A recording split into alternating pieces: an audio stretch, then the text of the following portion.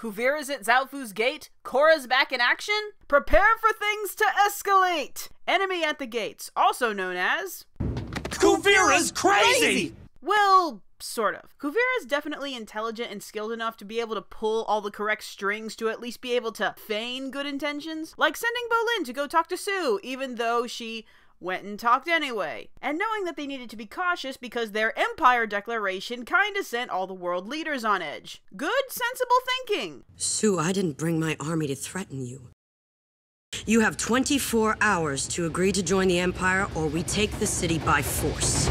Well, so much for that. But in this episode, we also see how Kuvira got started. When Sue refused to take emergency powers to bring control to the Earth Kingdom, Kuvira hijacked Zaofu's security to do it herself. The behind her back method was probably a bad sign for things to come, but she was not completely wrong. When the Earth Kingdom was tearing itself apart, as honorable as it was that Sue didn't want to seem like a conqueror, doing nothing wasn't really gonna fix that. That she didn't want to do it herself was one thing, but she rejected that anyone should do it. Well, Sue, how do you expect us to unchaos the Earth Kingdom? Let them all kill each other? So I don't disagree that it needed to be done. And Sue probably should have taken it because she was cautious of being too tyrannical. She probably would have stepped down. But it does seem like Kuvira has always been a little bit off in her methods. Too insistent that the ends justify the means, and using her past victories as a moral deflecting shield. She even gets to Korra when she talks about having to make tough decisions no one likes, which believably Korra gets. Except, yeah, you did have to make tough decisions when everyone was killing each other.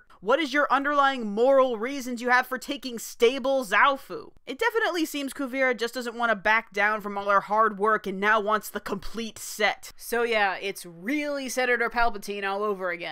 Plus now, spirit battery and re-education camps? Wow, I might have stretched the Nazi analogy in place for general imperialism before, but not anymore! Well, you needed your final season to stand out somehow. I was worried at first, but I'm relieved that Bolin is not completely naive and has realized that this has gone too far. Man, Bolin is just all sorts of awesome this season. But I am surprised at Varric. I enjoy the guy's antics, but yeah, it is really out of character for him to suddenly care about the moral implications of his spirit-powered death ray. I mean, he did try to assassinate the president to profit from war. It really feels like they forced that conscience so he would end up being on the good guy's side. I'm not saying Varric doesn't have layers, it just feels like a too sudden shift.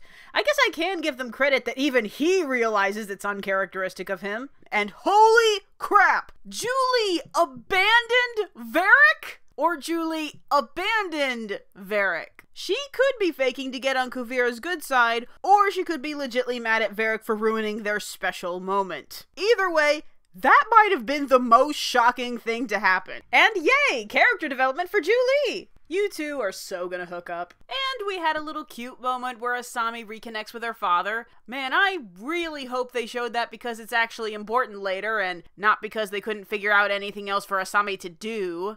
Huh, Korra's return was utterly devoid of tears. I'm disappointed. But we do see she has undergone a massive change. Korra wants to solve this as peacefully as possible. She does not want to fight. So she's trusting and hesitant with Kuvira as opposed to aggressive and proactive. Yeah, sure, try the other side of the scale for a bit, find the right balance. Ah! Oh no, Sue's planning a surprise offense? Now Kuvira's gonna have a semi-justifiable reason for attacking. Good plan, Sue, because assassination attempts never lead to war. Next time, when everything goes wrong. Happy All Hallows Eve, Animaniacs!